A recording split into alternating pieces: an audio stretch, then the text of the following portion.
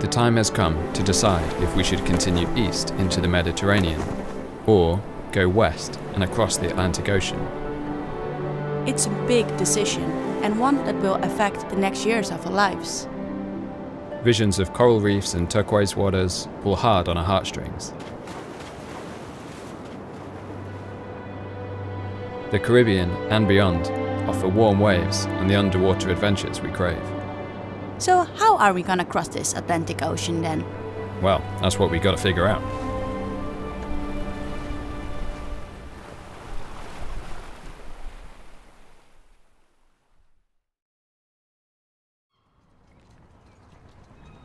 We pull into Lagos Marina, and after some emergency laundry, we start writing lists of what we think needs to be done.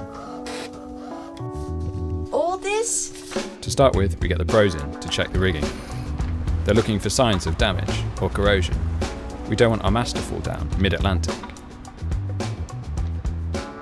They correct the angle of the spreaders and then tune the rig, tightening the backstay to add some mast bend and to take out some of the wobble in the forestay.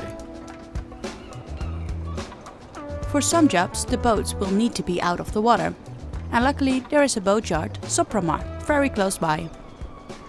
We first have to get the boat into the boat lift, but they want us to going backwards. We can't turn the stern that way. Cherry Ripe is an old yacht design and really doesn't handle reliably when going astern. Prop wash usually kicks the stern to port, but we managed to use this to swing the boat into place. It's not the most elegant manoeuvre.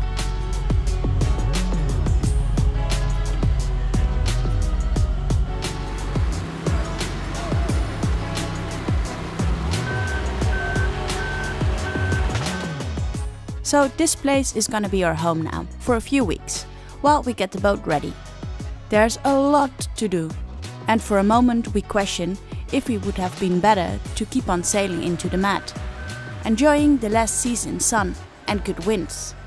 But we remind ourselves, we don't want to wait out a stormy Mediterranean winter, and cruising in Europe next year might be challenging for a British boat once the Brexit transition period is over. So the Atlantic it truly is. We only have to get ourselves and the boat ready for this new challenge, and make sure we get sailing south before the onset of winter storms.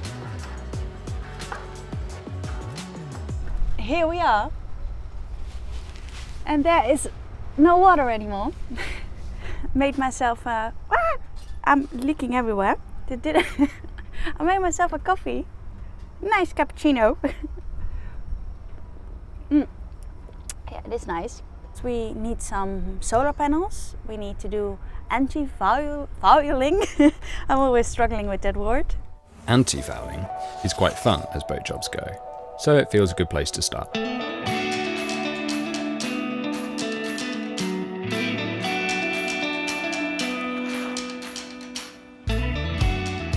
This toxic paint aims to stop barnacles and other marine life from making their home on Cherry Ripe's underbelly.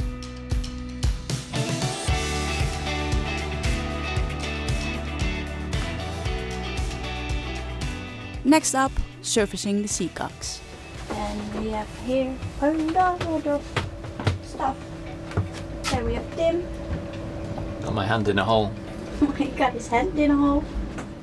These seacocks are taps used to control water flow through the holes in the hull, such as beneath the galley sink and the toilet, of course. Do you think it's good? Another job to check off the list. We replaced the hull anode, which helps save other parts of the boat from corrosion. It's time to check the electrical continuity. I don't know what that means, but it says in the book we should do it, so let's do it. It's not on. What?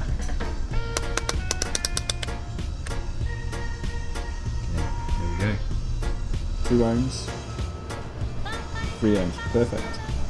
Next up, we replace the old packing in the stern gland. And finally, we get around to fixing the anchor windlass. Be nice to have a proper working windlass.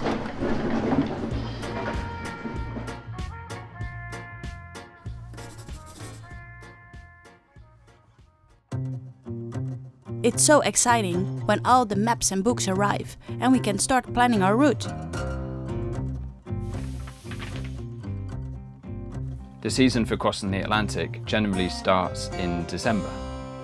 Hopefully we'll be sort of in Cape Verde and we can ride these trade winds across to Antigua or somewhere nearby. According to this book, we should probably sail south from Portugal soon if we're going to avoid sort of the autumn storms. As you can see, we're living in one big mess at the moment. But we're moving forward though. They're installing the solar panels at the moment. Let's see how they're doing. On the Atlantic crossing, we must power all the boat electronics continuously for about 3 weeks. We can't be running the engine all the time, and our wind generator might not provide enough. So a steel arch with solar panels on top feels like an obvious choice. Tim. Yeah. Hey. What are we doing? We are, with the solar arch, we have to put the antennas now at the top of the arch, which means we need more cable length. So we're feeding through all this extra cable through the boat. Okay. And it's a bit of a mess. Now I have to put the camera away and give you the scissors. Yeah. Okay. Bye. Come on, chop chop. Wiggle it. Is this the one? No, not that one. Okay. The other one. This one. Yeah. Okay. There we go. Yeah. Yeah. Push. Okay. You're really happy with your new head torch, yeah? Look to the side. It's really nice, huh? It's like RoboCop.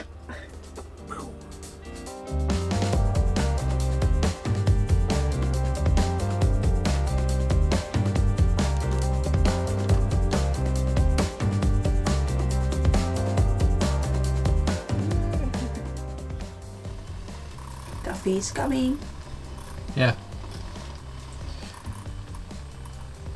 To stimulate the body and the mind for the boat jobs today. What is on the planning today? I think we should check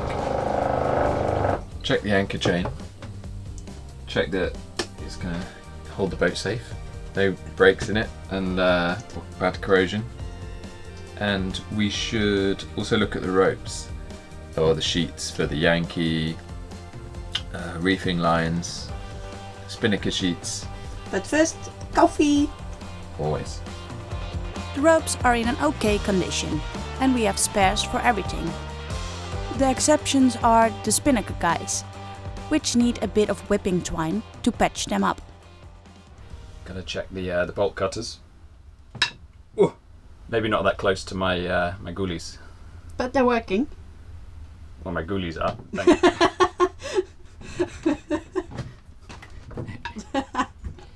So if we are gonna cross the Atlantic this year, we have to think of water. Yeah, we looked online and we saw like a water maker is crazy expensive. It makes from salt water, fresh water, and it was not in our budget. So we went for flexible water tanks. With this and another tank, we are more or less doubling our water capacity to about 600 litres, a bit less. Yeah, but these water tanks, they have these holes. They did come with these handy little adapters, but actually we just wanted to fill them up and close the lid and then tap off water when we need it. Didn't really think it through. So now, just a few days before launching the boat, we've got to come up with a solution to how we're going to access this water when we're in the middle of the Atlantic. So, welcome to my plumbing station. I just spent about a lot of money on these huge valves, which is probably overkill. I need to go to the gym. So the idea is we're going to put these on the intake holes, and we can fill it up and then close it for the Atlantic. And then the other end, this on one tank, we can tap it off. And then another one we are going to plumb in to our water system, which is going to be quite complicated, but it means that we can use this water just like normal water out of the tap. How are you doing? Good. Yeah. Want to get this done, then we can take it off the list. Can you just pull it off? Or less.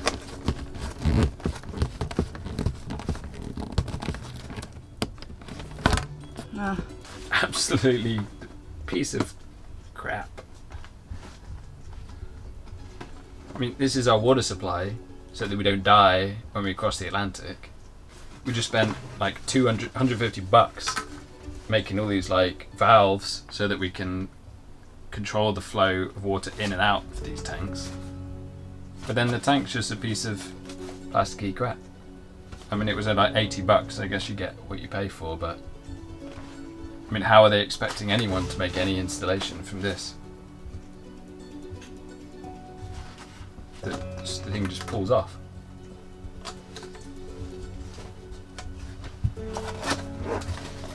I don't know what we're going to do now. We don't have room or time to install more rigid tanks. We can't afford the water maker. So, I don't know. I mean, we can test this on the way to Madeira, but it's not safe enough. It's pretty sketchy.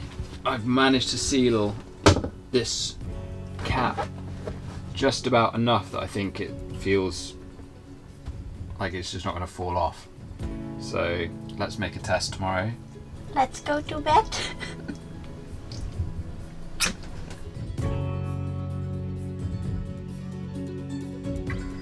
Yeah, here we go.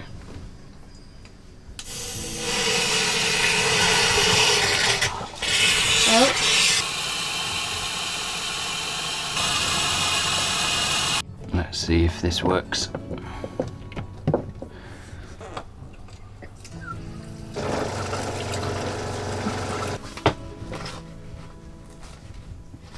No leaks? I think it's all good.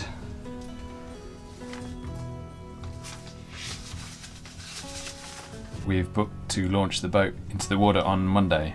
So today is the last day of the shipyard in its working form. For us to get things done. So it's a bit of a mad dash. Not only getting boat jobs done, but we need food and top up water and gas, and I mean, we're going into an ocean crossing 4 or 5 days at sea to Madeira.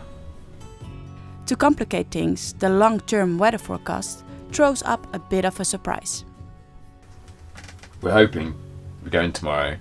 There's a window either tomorrow evening or Tuesday morning, the day after. We could sail to Madeira.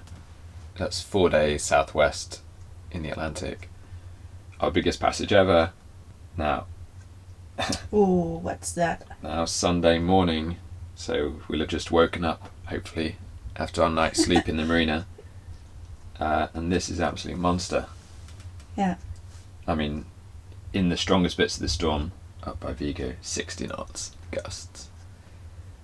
Then it actually starts tracking south over Funchal and Madeira, where we're going to be. So my gut feeling is we don't go to Madeira. Okay. The bad side of that is that it's mid-October now. If we're going to get across the Atlantic, we kind of have to maybe start to hurry up a little bit now to get south. Yeah. It's getting colder. These North Atlantic storms are going to get more common. Plan B, which I knew you wouldn't like, but I'm trying to ease you towards thinking about it, I think I know what's coming. is that we delay launching the boat until after this system. But yeah, it's going to be a week or even 10 days more in the yard. I'm going to take the camera and get your reactions on this. I'm just awake. Okay, I'll go for Far away. I don't know what to react on it actually. I'll take a sip of my coffee. I'm okay with all of the possibilities. It's just like this switch in your head to like, oh, we're going out. Oh, we're going 5 days at sea. Oh no, we're staying here. So it's just adapting. My brain is adapting. So I don't know what the best option is at the moment. I feel the same way. I mean, going in the water, launching is something in it of itself. But then to maybe do our biggest passage the same day, or to do none of the above. Yeah. They're all quite different. Yeah. Yeah. Drink some coffee.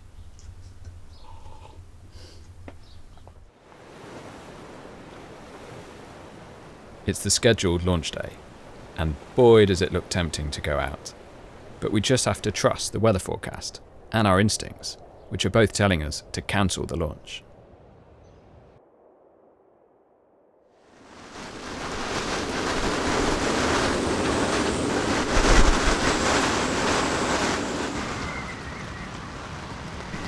How's it going out there, Mitch? Het is hondenweer. What's that mean? That's Dutch. I mean, It's bad hurry up and weather. get inside. Yeah. Can I come in? No, it really looks dramatic out there.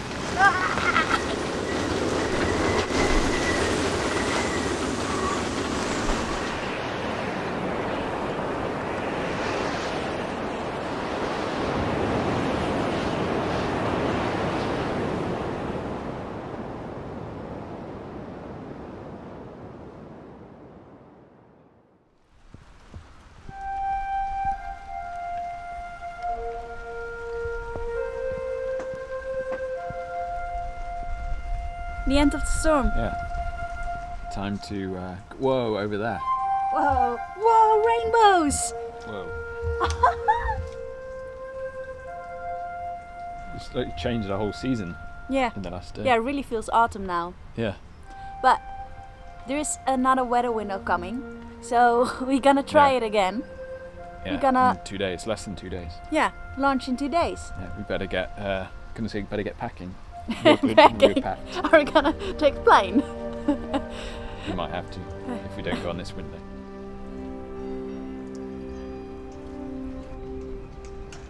According to Magic Seaweed on their webcam, it's looks okay out there.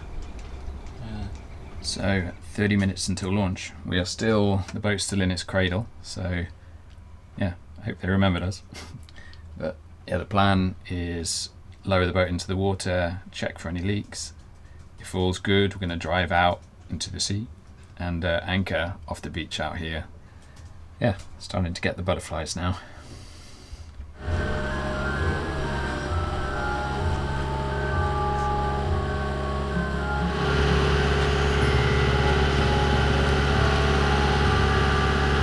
How nervous are you?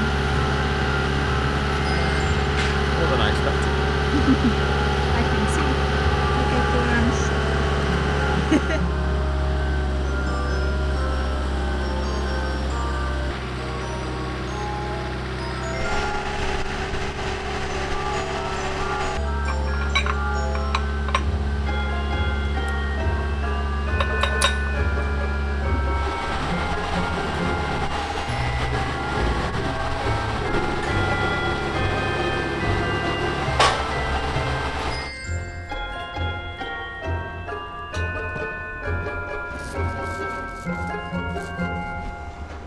We do the last paint jobs and then we are going. Here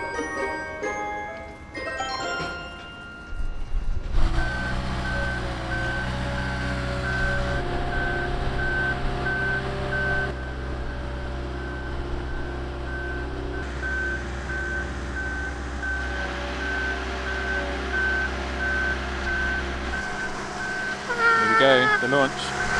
Whoa.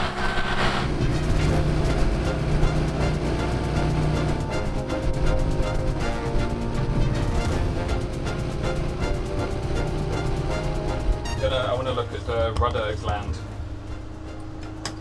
So if you... Actually, let me just check these first before. I'll just do what I'm doing. Tim has a bit of panic when he finds some water has come into the boat. It could have just been water that's been dislodged from somewhere else. Yeah. or it could be the rudder gun. But after a few checks, we think it's all good.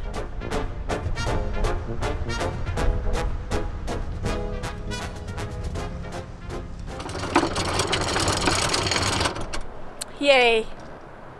Feels Thought that was good. never going to happen. No. It does feel crazy good to be at anchor.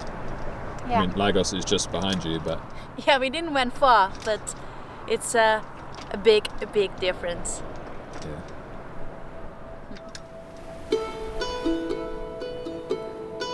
Subscribe on YouTube and join us next time as we sail south on our biggest ever offshore passage, and we get one step closer to the challenge of the Atlantic crossing.